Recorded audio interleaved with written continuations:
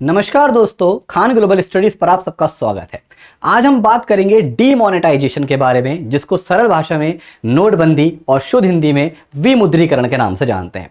तो सबसे पहले बात करेंगे क्या होता है डीमोनेटाइजेशन या नोटबंदी। देखिए बच्चों, याद रखना, जब हमारे देश की सरकार या किसी भी देश की सरकार के द्वारा बाजार में चल रहे नोटों को पूरी तरीके से या कुछ नोटों को बाहर कर दिया जाए तो इसी घटना को हम विमुद्रीकरण, नोटबंदी या डीमोनेटाइजेशन के नाम से जानते हैं।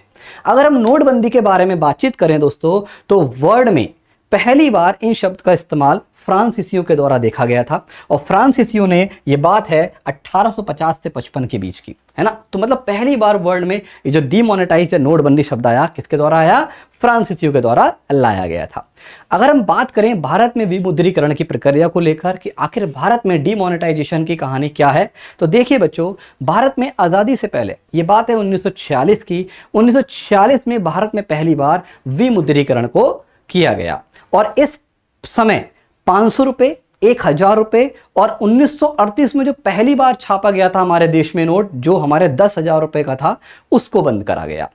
इस दौरान दोस्तों अगर बातचीत करते हैं तो सरकार तो ब्रिटिश गवर्नमेंट की थी, लेकिन आरबीआई के गवर्नर हमारे भारतीय थे, जो कि आप जानते होंगे मिस्टर सी डी देशमुख, जिन्हें आरबीआई के पहले भारतीय गवर्नर के रूप में जाना जाता है। और हमारे मिस्टर सी डी देशमुख जी इस नोटबंदी के अगेंस्ट थे, मतलब इनके फेवर में नहीं थे।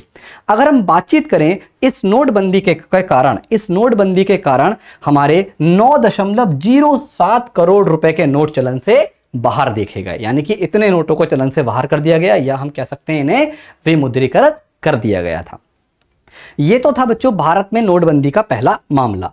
इसके बाद 1954 में क्या हुआ, हमारे देश में फिर से 1000 के नोट, 500 के नोट, 10,000 के नोट और पहली बार 5,000 रुपए का नोट और छापा गया। और ये नोट फिर से चलने शुरू हो गए। और समय के बढ़ने के साथ साथ ये बात है 1978 की।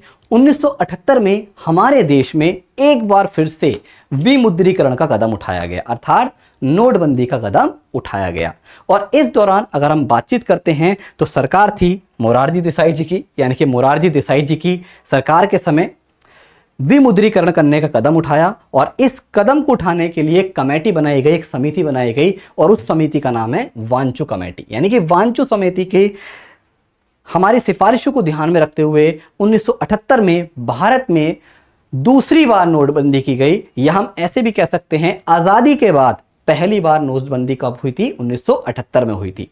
और उस दौरान हमारे देश के जो आरबीआई के गवर्नर के तौर पर काम कर रहे थे, वो थे मिस्टर आईजी पटेल।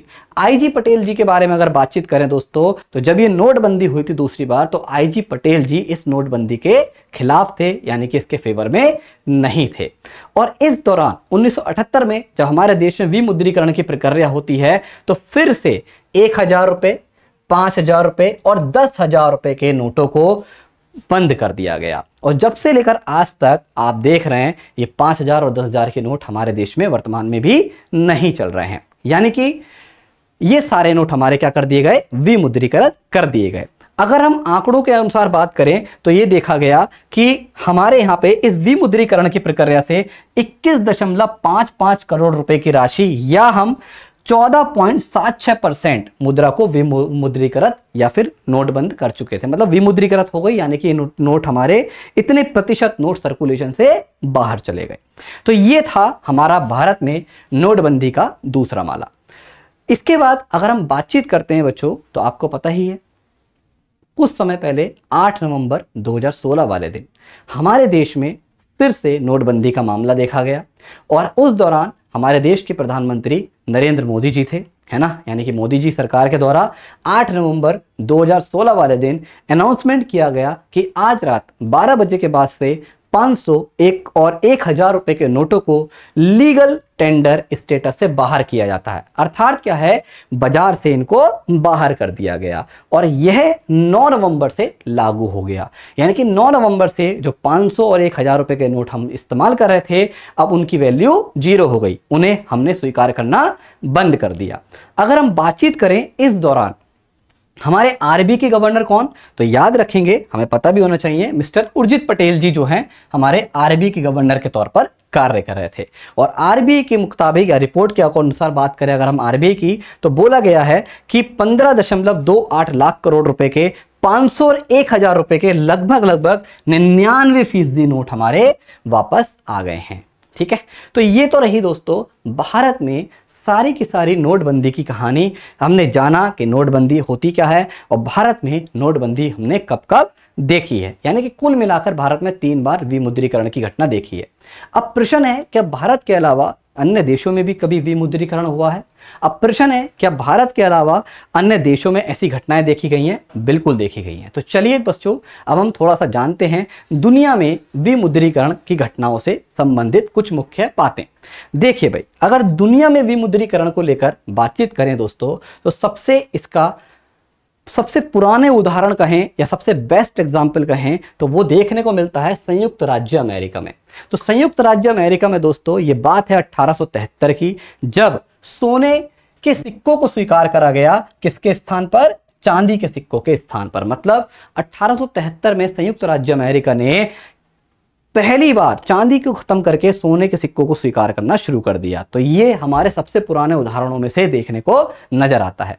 इसी के अलावा 1982 में आपने एक देश का नाम सुना होगा, घाना। घाना ने क्या करा था बच्चों? कर चोरी से निपटने के लिए और अतिरिक्त तरलता को खाली करने के लिए 50 सैडिस मूल्य वर्ग के नोटों को विमुद्रीकृत कर दिया, यानी कि इनको भी सर्कुलेशन से बाहर कर दिया। इसके अलावा नोटबंदी के मामलों में आगे बढ़ते हैं तो रूस के द्वारा, रूस ने जिसे पहले यूएसएसआर के नाम से जाना जाता था, 1991 में 1991 में समांतर अर्थव्यवस्था से निपटने हेतु, है ना, 50 और 100 रूबल के नोटों को प्रचलन से हटा दिया था। और उस दौरान दोस्तों ये जो शुभ काम किया गया था, रूसी सरकार किसके हाथों में थी? मिखाइल गोरबाचेव के हाथों में थी। मतलब इनके नेतृत्व में, कह सकते हैं उस समय वहां के प्रेसिडेंट हमारे यही थे, इनके नेतृत्व में ये शुभ काम किया गया। इसके अलावा ये 3 देश तो हमने देखे ही, और भी नोटबंदी के मामले देखे गए। जैसे एक सबसे लेटेस्ट है 2015 में, अगर देखें तो 2015 में जिम्बाब्वे सरकार के द्वारा, भाई जिम्बाब्वे में आपने देखा होगा, हमने पढ़ा भी है, आपने भी सीखा होगा, जरूर जानते होंगे कि एक स्थिति ऐसे आ गई थी कि जिम्बाब्वे में इतनी ज्यादा महंगाई बढ़ गई, इतनी ज्यादा मुद्रास्फीति हो गई, इतनी ज्यादा हाइपर इन्फ्लेशन हो गई थी कि वहां पे 1 ट्रिलियन जिम्बाब्वे डॉलर का नोट भी छापना पड़ गया था। इतने वर्स्ट हालात हो गए थे, इतने बुरे हालात। तो इन समस्या से निपटने के लिए 2015 में जिम्बाब्वे सरकार ने जिम्बाब्वे डॉलर को समाप्त करके अमेरिकी डॉलर से प्रतिस्थापित करा, और ये भी एक नोटबंदी का मामला हमें देखने को नजर आता है। इसी का एक सबसे बेहतरीन उदाहरण आपका, जिस देश को हम विश्व सुंदरियों के देश के नाम से जानते हैं, वेनेजुएला। वेनेजुएला में भी अगर बातचीत करें दोस्तों, तो यहां पे भी अति मुद्रास्फीति, हाइपर इन्फ्लेशन देखने को नजर आती है। और इसने 2016 में वेनेजुएला देश ने आर्थिक मौद्रिक मूल्य स्थिरता को लाने के लिए क्या करा? 11 दिसंबर 2016 वाले दिन 100 बोलीवर नोटों का विमुद्रीकरण कर दिया। तो ये देखिए हमने सीखा कि आखिर कहां कहां भारत के अलावा विमुद्रीकरण देखने को मिला है। उम्मीद करता हूं ये जानकारी आपको अच्छी लगी होगी। इसी तरीके की जानकारी के लिए बने रहिए खान ग्लोबल स्टडीज के साथ। जय हिंद, जय भारत।